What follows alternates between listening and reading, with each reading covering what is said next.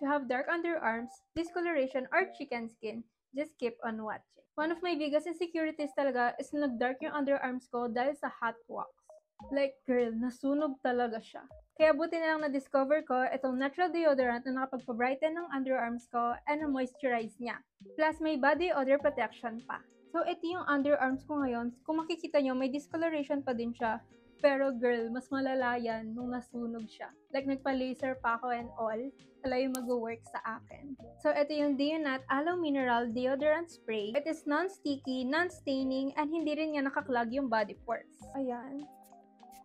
Ni-spray ko lang yan dyan hanggang sa ma-absorb ng skin ko. Kaya if naghahanap ka ng natural deodorant na magpapaputi ng kilikili mo, try mo na itong Deonat Aloe Mineral Deodorant Spray. And aside sa paggamit ko ng deodorant spray, meron din akong ginagamit ngayon na body wax strips. Dahil sabi nila is mas okay ang wax kesa sa mag-shave ka. And for only 119 pesos, meron ka ng 8 strips. Kaya get yours now.